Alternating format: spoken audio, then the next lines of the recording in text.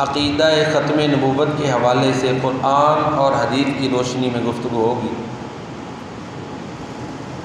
سورۃ الاحزاب میں اللہ تعالیٰ فرماتے ہیں ما کان محمد صلی اللہ علیہ وآلہ وسلم ابا احد من رجالکم، جناب محمد صلی اللہ علیہ وآلہ وسلم تمہارے مردوں میں سے کسی کے باپ نہیں، ولکن رسول اللہ و خاتم النبیین، لیکن وہ اللہ کے رسول اور خاتم النبیین ہیں۔ وکان اللہ بکل شیء علیما، اور اللہ ہر چیز کا خوب علم رکھنے والا ہے۔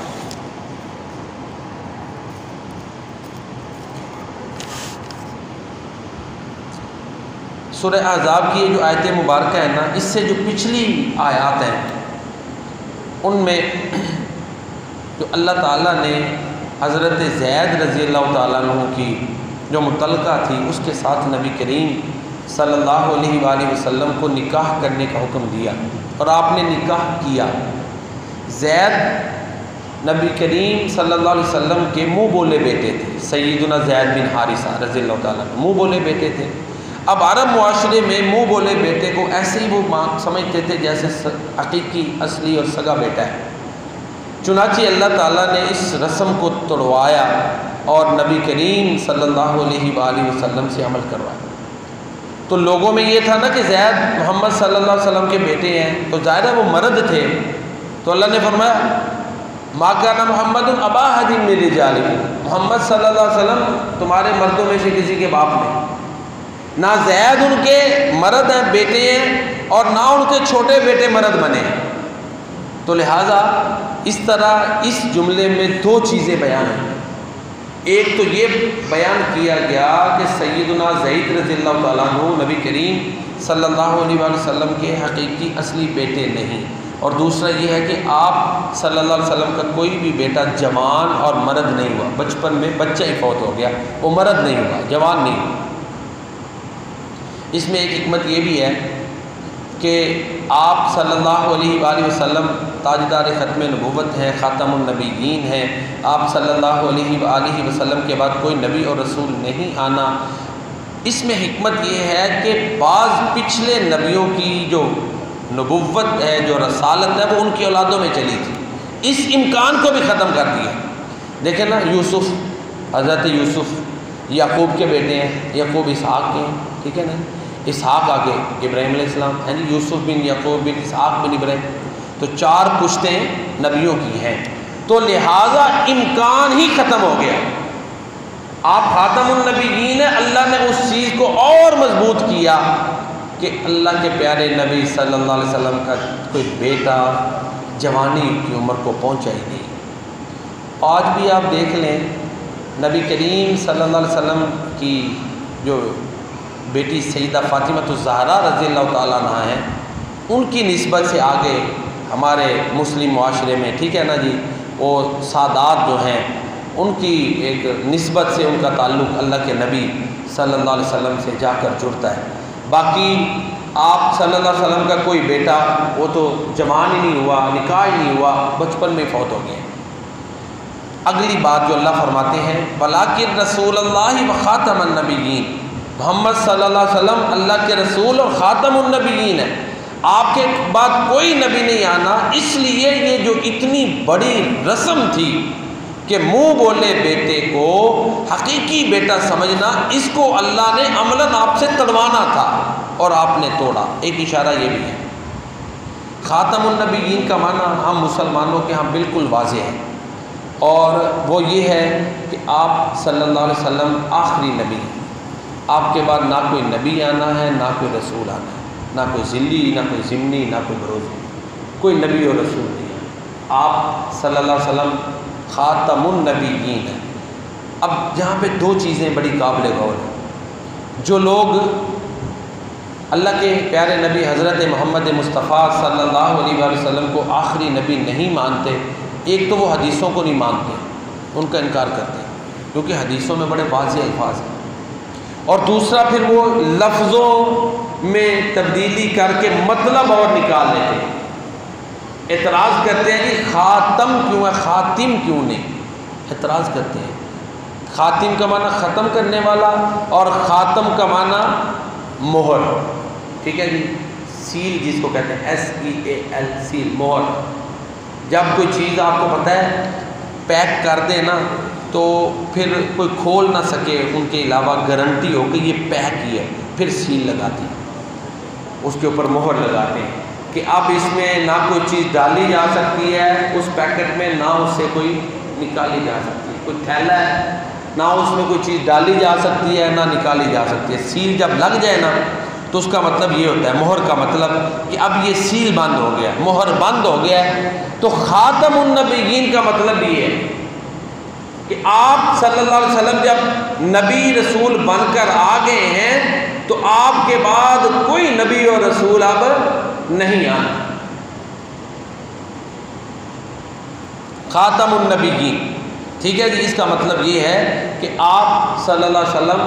تاجدار ختم نبوت ہیں، آپ کے بعد کوئی نبی ذلی ضمنی بروزی نہیں آنا۔ اور یہ جو قرآنی آیت ہے اس پر تمام مسلمانوں کا اجماع اور اتفاق ہے۔ اور جیسے میں نے عرض کیا کہ جن لوگوں نے چور دروازے کھولنے ہوتے ہیں نا، وہ سب سے پہلے اللہ کے نبی صلی اللہ علیہ وسلم کی حدیث پر ہٹ کرتے ہیں، اس کو نہیں مانتے، اس کا انکار کرتے ہیں۔ پھر ظاہر ہے آیت تک کا لفظ جو ہے اس کا زیر زبر بدل کے معنی اپنی مرضی کا نکالتے ہیں۔ تو جتنے بھی گمراہ فرقے ہیں ان میں بہت اکثریت آپ کہیں کہ اس میں یہی خامی، جب حدیث کو چھوڑا صرف قرآن پہ آئے تو پھر گمراہ ہو گئے۔ قرآن کریم کو حدیث کی مدد کے بغیر سمجھنا ناممکن ہے، کیونکہ اللہ تعالیٰ قرآن میں فرماتے ہیں وَأَنزَلْنَا إِلَيْكَ الذِّكْرَ لِتُبَيِّنَ لِلنَّاسِ مَا نُزِّلَ إِلَيْهِمْ وَلَعَلَّهُمْ يَتَفَكَّرُونَ۔ اور اے نبی صلی اللہ علیہ وسلم، ہم نے آپ کی طرف یہ ذکر اسی لیے اتارا ہے تاکہ جو لوگوں کی طرف کلام اتارا گیا آپ یہ لوگوں کو سمجھائیں کہ اس میں کیا ہے۔ تو لہٰذا خاتم النبیین کا ہم جو معنی کرتے ہیں، ہم یہی کرتے ہیں کہ نبی کریم صلی اللہ علیہ وسلم آخری نبی ہیں، آپ کے بعد کوئی نبی اور رسول نہیں آئے گا۔ اور اس ضمن میں اس بارے میں جو ہے وہ عقلی دلائل بھی ہمارے جو محدثین ہیں وہ بہت زیادہ پیش کرتے ہیں۔ ایک تو حدیث ابھی انشاءاللہ میں چند حدیثیں بھی پیش کروں گا۔ واضح عقلی دلیل یہ ہے کہ نبی آنے کی ضرورت ہی نہیں عقلی طور پر۔ وہ کیوں؟ نبی کی ضرورت اس وقت پیش آتی ہے جب پہلے نبی کی تعلیمات محفوظ نہ رہے، وہ بدل دی جائیں۔ نبی آتا ہے تو وہ نشاندہی کرتا ہے یہ بدل دیا گیا، یہ اصل ہے۔ تو قرآن اور سنت تو محفوظ ہیں، لہذا اب نبی کی ضرورت نہیں۔ دوسری، نبی کی ضرورت اس وقت آتی ہے نئے نبی کی بھیجنے کی، کہ جب معاشرہ بدل جائے اور نئے اور جو پرانے پہلا نبی تھا اس کی جو تعلیمات تھی اب نئے معاشرے میں اس طرح وہ فائدہ نہیں دے رہی، اس میں اجتہاد کی ضرورت ہے، اضافے کی ضرورت ہے، یا وحی کی روشنی میں نئی تعلیمات کی، خاص کر وحی کی روشنی میں نئی تعلیمات کی ضرورت ہے۔ تو لہٰذا نبی پھر بھیجا جاتا ہے۔ جو نبی جس دورانیے کے لیے ہوتا تھا نا اس کی تعلیمات اس کے لیے تو مکمل تھی، مثلا 50 سال کے لیے ایک نبی ہے، 50 سال کے معاشرے کے لیے تو اس کی تعلیمات رہنمائی کرتی تھی، لیکن اس کے بعد جب معاشرہ بدلتا تھا، نئے مسائل جنم لیتے تھے تو نئے نبی کی ضرورت پیش آ جاتی تھی، اللہ تعالیٰ نیا نبی بھیج دیتے تھے۔ تو نبی کریم صلی اللہ علیہ وسلم کی تعلیمات تو ہر معاشرے کے لیے، لہذا اس لحاظ سے بھی نبی کی ضرورت نہیں۔ تو یہ دو بڑی وجوہات ہیں،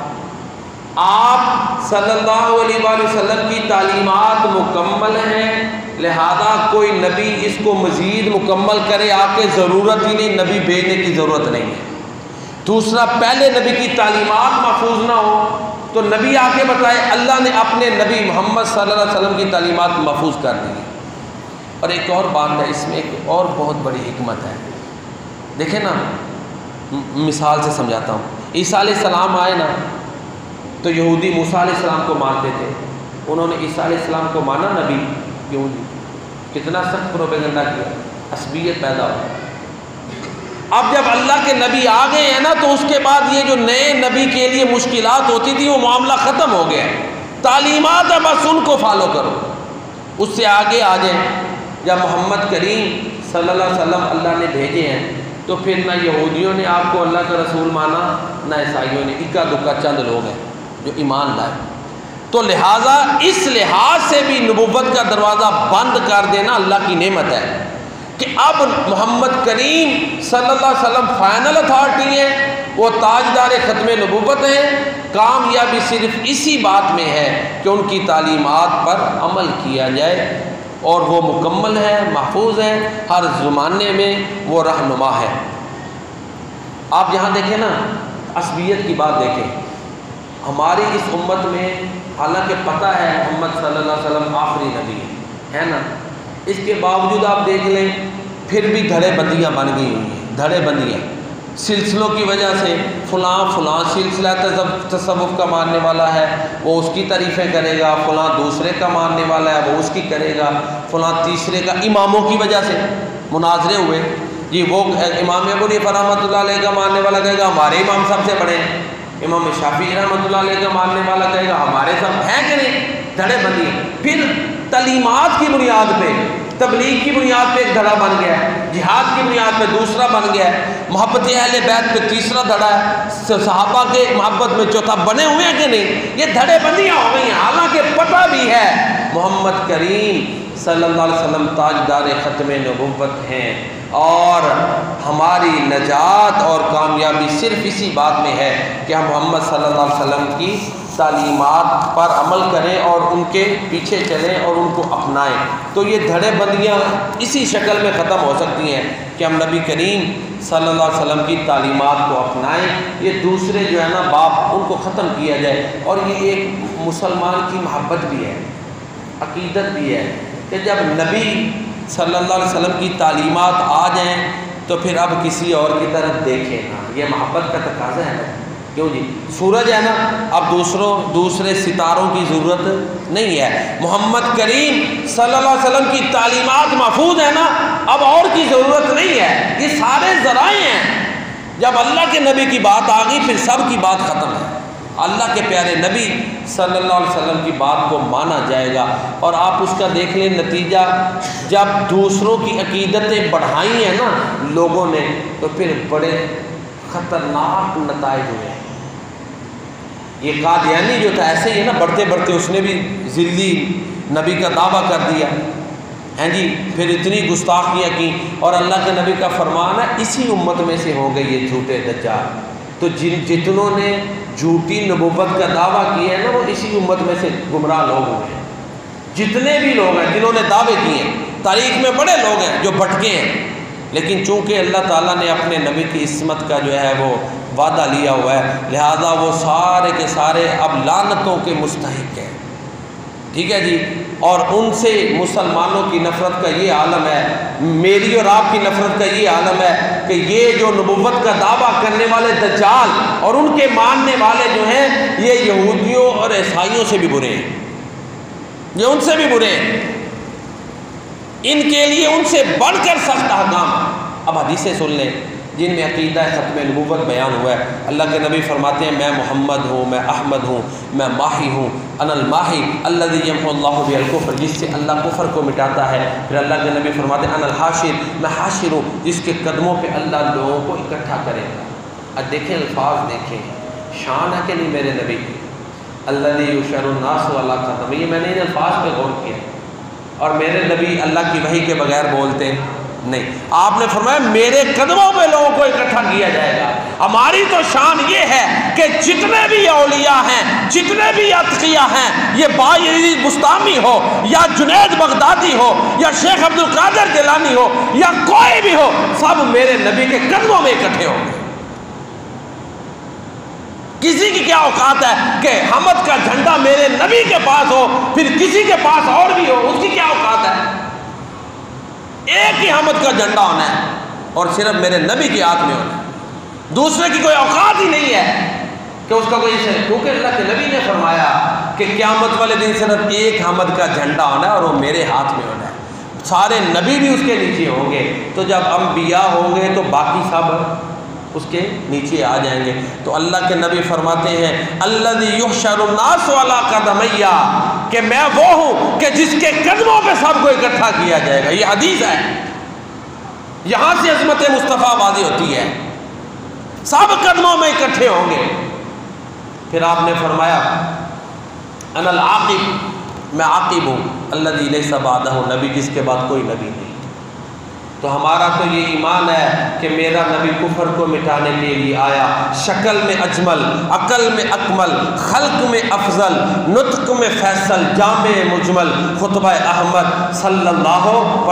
صلی اللہ علیہ وسلم، طینت جس کی سب سے مطہر، بعثت جس کی سب سے مؤخر، خلقت جس کی سب سے مقدس صلی اللہ علیہ وسلم، کفر کی ظلمت جس نے مٹائی، دین کی دولت جس نے لٹائی، لہرایا توحید کا پرچم صلی اللہ علیہ وسلم۔ میری بات سنیں، عقیدہ ختم نبوت صرف یہ نہیں کہ ایک بندہ غلطی کرے اس کے تو پیچھے چڑھ جائیں، باقی کرے تو ہم اس کے لیے جو ہے نا وہ نرم گوشی اختیار کریں۔ میرے نبی کی محبت کا تقاضا یہ ہے کہ اس زمن میں جو بھی غلطی کرے سب کے ساتھ ایک جیسا سلوک ہو، کوئی نور رعایت نہ ہو کہ فلاں تو اس کے لیے آپ جو ہے وہ لیت و لال شروع کر دے، طویلیں شروع کر دے، نہیں، کلمہ صرف میرے نبی کا چلنا ہے بس، کسی اور کا نہیں چل سکتا۔ وہ کوئی بھی اگر اپنا کلمہ پڑھوا لے، کہہ لے، تو وہ کوئی بھی ہو، ہمارے نزدیک اس کا اسلام خطرے، وہ اسلام سے خارج ہے۔ اس سے بڑی ایک مسلمان یہ گوارا نہیں کر سکتا، کر سکتا ہے کہ لا الہ الا اللہ محمد الرسول اللہ کی جگہ کوئی اور معاذ اللہ کوئی رسول محمد آپ کا نام ہٹا کے کسی اور کا نام لکھ دیا جائے، ہمیں یہ گوارا ہو سکتا ہے؟ نہیں، مسلمان کی غیرت گوارا نہیں کر سکتی۔ کوئی بھی لیبل لگا لو، اگر کوئی ایسا کرتا ہے اس کو دو ٹوک کہو وہ اسلام سے خارج ہے، وہ کوئی بھی ہو، واضح الفاظ میں کہ کیوں جی لچک ہونی چاہیے، کوئی بھی ہے، وہ کوئی لیبل لگا لے، کسی فرقے کا لگا لے، کسی مکتب فکر کا وہ لیبل لگا لے، اگر وہ آپ کے علاوہ اپنے نام کا کلمہ پڑھواتا ہے تو اس کا اسلام سے کیا تعلق ہے؟ اسلام سے تعلق اسی کا ہی ہے جو محمد کریم صلی اللہ علیہ وسلم کا کلمہ پڑھتا ہے۔ ایک اور حدیث ہے، اللہ کے نبی فرماتے ہیں کہ بنی اسرائیل ان کی قیادت انبیاء کرتے تھے، جب ایک نبی چلا جاتا دوسرا آ جاتا، آپ نے فرمایا وَإِنَّهُ لَا نَبِيَّ بَعْدِي، میرے بعد کوئی نبی نہیں۔ بڑی واضح حدیث ہے، یہی تو وجہ ہے جنہوں نے گمراہ ہونا ہوتا ہے، چور دروازے نکالنے ہوتے ہیں، وہ پہلے اللہ کے نبی کی حدیثوں کو چھوڑتا ہے، ان کا انکار کرتا ہے۔ آپ نے فرمایا میرے بعد کوئی نبی نہیں، ہاں خلفاء ہوں گے اور بہت زیادہ ہوں گے، جانشین ہوں گے، میرے بعد کوئی نبی نہیں۔ ایک اور حدیث میں اللہ کے نبی فرماتے ہیں لو کان بعدی نبی لکان عمر بن الخطاب، اگر میرے بعد کوئی نبی آنا ہوتا تو عمر بن الخطاب ہوتے۔ آپ نے فرمایا میرے بعد کوئی نبی نہیں آئے گا۔ ایک اور میرے نبی کا فرمان ہے لیس کائنا فیکم نبی بعدی، میرے بعد تمہارے اندر کوئی نبی نہیں ہوگا۔ یہ آپ نے بار بار یہ حدیث بیان کی ہے، مختلف انداز سے بیان کیا ہے۔ ایک اور حدیث میں اللہ کے نبی فرماتے ہیں انہ لا نبی بعدی ولا امت بعدکم، میرے بعد کوئی نبی نہیں اور تمہارے بعد کوئی امت نہیں ہے۔ حضرت موسیٰ علیہ السلام کو حضرت علی رضی اللہ تعالیٰ عنہ کو اللہ کے نبی صلی اللہ علیہ وسلم نے فرمایا اے علی تیرا مقام میرے نزدیک وہی ہے جو موسیٰ علیہ السلام کے نزدیک ہارون علیہ السلام کا تھا، لیکن میرے بعد کوئی نبی نہیں آئے گا۔ چونکہ وقت تھوڑا، میں صرف حدیثوں کا ترجمہ بیان کر رہا ہوں۔ پھر اللہ کے نبی صلی اللہ علیہ وسلم نے ایک اور حدیث میں فرمایا 30 جھوٹے ہوں گے جن میں سے ہر ایک دعویٰ کرے گا کہ وہ نبی ہے۔ آپ نے فرمایا وَأَنَا خَاتَمُ النَّبِيِّينَ لَا نَبِيَّ بَعْدِي، میں خاتم النبیین ہوں، میرے بعد کوئی نبی نہیں آئے گا۔ پیارے نبی صلی اللہ علیہ وسلم کا ایک اور فرمان ہے، آپ نے فرمایا نبوت اور رسالت کا سلسلہ ختم ہو چکا ہے، اب نبوت اور رسالت ختم ہو گئی ہے، میرے بعد نہ کوئی رسول ہے نہ کوئی نبی ہے۔ صحابہ کرام پر یہ بات جب چھا گزری، آپ نے فرمایا ہاں یہ سچے خواب، یہ نبوت کے 46 حصوں میں سے ایک حصہ رہیں گے، بس یہ ہے، باقی آپ صلی اللہ علیہ وسلم نے فرمایا کہ میرے بعد کوئی نبی اور کوئی رسول نہیں آئے گا۔ پھر آپ نے ایک مثال سے وضاحت دی، جیسے ایک محل ہو اس میں ایک اینٹ باقی ہو، آپ نے فرمایا میری مثال ایسے ہے جیسے ایک محل ہو، ایک اینٹ باقی ہو، بڑا خوبصورت محل، لوگ دیکھیں گے ایک اینٹ کی جگہ خالی ہے، باقی محل مکمل ہے۔ آپ فرماتے ہیں وہ اینٹ میں ہوں، جب وہ اس محل میں اینٹ لگ گئی محل مکمل ہو گیا، ایسے ہی انبیاء کا محل میری بعثت کے بعد اللہ کے نبی فرماتے ہیں مکمل ہو چکا، اب میرے بعد کوئی نبی نہیں ہوگا۔ تو ہمارا تو یہ ایمان ہے وہ دانائے سبل، ختم الرسل، مولا کل، جس نے غبار راہ کو بخشا، فروغ وادی سینا، نگاہ عشق و مستی میں وہی اول وہی آخر، وہی قرآن وہی فرقان وہی یاسین وہی طٰہٰ۔ نبی کریم جناب محمد مصطفیٰ صلی اللہ علیہ وسلم تاجدار ختم نبوت ہیں، اور صحابہ کرام خلفائے راشدین ان کی سنت ہے جھوٹے نبی کے خلاف جہاد کرنا، خلفائے راشدین کی سنت ہے۔ صحابہ کرام کی جب ہم قربانیاں دیکھتے ہیں عقل دنگ رہ جاتی ہے۔ مسیلمہ کذاب جو تھا نا، مسیلمہ کذاب، بنو حنیفہ اس کا قبیلہ تھا، اس کی برادری بڑی طاقتور تھی، بندہ بڑا یہ چالاک تھا، اس نے اپنی برادری کو اپنے پیچھے لگا لیا، کہا کہ محمد صلی اللہ علیہ وسلم اللہ کے رسول ہیں، وہ اپنے قبیلے کے ہیں، میں اپنے قبیلے میں اپنی برادری کو پیچھے لگا لیا، کہا میرا یہ علاقہ ہے۔ پھر اس کے بعد ایک دو بڑا تیز ترار بندہ اس کی حمایت میں اس کے ساتھ مل گیا، اس طرح اس نے اپنے پورے قبیلے کو پیچھے لگایا۔ مسیلمہ اس نے یہ جرت کی کہ اللہ کے نبی صلی اللہ علیہ وسلم کو بھی خط لکھ دیا، اس نے اتنی جرت کی، طاقتور قبیلہ تھا، اس نے اپنے فدائی پیدا کر دیا، اور پھر اس کے خلاف حضرت ابوبکر صدیق رضی اللہ تعالیٰ عنہ نے جہاد کروایا۔ اللہ، بڑے بڑے صحابہ گئے، خالد بن ولید رضی اللہ تعالیٰ عنہ بھی گئے، پہلے اکرمہ گئے، انہوں نے جلدی کی، اٹیک کیا، تھوڑی دیر کے لیے جو ہے نا وہ فتح نہ ہوئی بلکہ انہیں پیچھے ہٹنا پڑا، بہرحال پھر اس کے بعد مسلمان گئے، بڑی جنگ ہوئی، اور یہ باقاعدہ کیا کہتے ہیں، کہتا تھا میرے اوپر یہ وحی آ رہی ہے، یہ آ رہی ہے، بس ابھی فتح آئے گی، ابھی فری سے بڑے اس نے اس طرح کے جو ہے نا وہ کرتب دکھائے ہوئے، لوگوں کو پیچھے لگایا ہوئے، لڑائی بڑی تیز ہوئی، 12,000 مسلمان شہید ہوا۔ آپ ہسٹری اٹھا کے دیکھیں، 2000 سے کم ساری جنگوں میں مسلمان شہید ہوئے ہیں اللہ کے نبی صلی اللہ علیہ وسلم کے دور میں۔ اس میں کتنے، اور صحابہ خود بیان کرتے ہیں اتنی سخت جنگ اللہ کے نبی کے دور میں نہیں ہوئی۔ پھر اس کے جو ہے نا وہ باغ میں داخل ہو گئے لوگ، اب دیکھیں قربانیوں کا دور دیکھیں، اللہ اکبر، باغ میں داخل ہو گئے دروازہ بند کر، مسلمان بڑی کوشش کرے دروازہ نہیں کھلتا تھا۔ ابو دجانہ رضی اللہ تعالیٰ عنہ، اللہ اکبر، عقل دنگ رہ جاتی ہے، کہتے ہیں مجھے یہ جو ہوتی ہے نا ڈھال، وہ پلیٹ نما ہوتی ہے، اس میں بٹھاؤ، چمٹاؤ،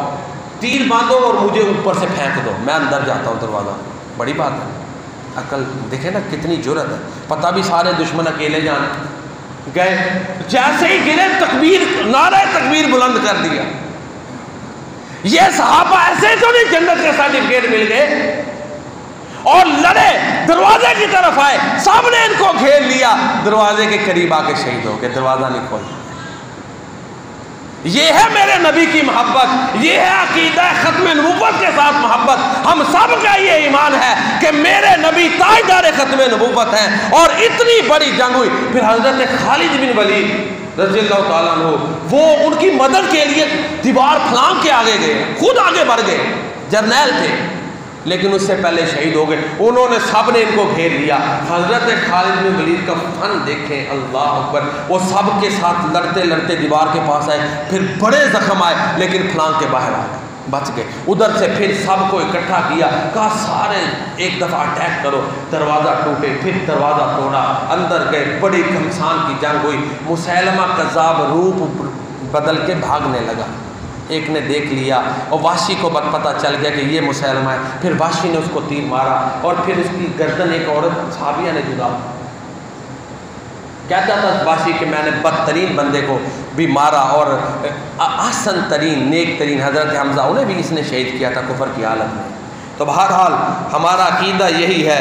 او ختم نبوت دا سال آ رہا ہے، پنجابی کی نعتی اشعار ہیں جن پہ ختم کرتے ہیں تو او ختم نبوت دا سال آ رہا، ختم نبوت کے سالار میرے نبی ہیں، اب کوئی ذلی ضمنی بروزی نبی نہیں ہے، آپ تاجدار ختم نبوت ہیں، اور ہمیں چاہیے ہر معاملے میں رہنمائی اللہ کے نبی سے لیں۔ او ختم نبوت دا سالار آیا، نبوت دے بوئے نو او مار آیا، نواں نبی ہوں جگ تے آ کوئی نہیں سکدا، محمد دے رتبے نو صلی اللہ علیہ وسلم پاک کوئی نہیں سکدا، جہاناں دی رحمت کہا کوئی نہیں سکدا، محمد دے رتبے نو پاک کوئی نہیں سکدا، صلی اللہ علیہ وآلہ وسلم، ہم علینا الا البلاغ۔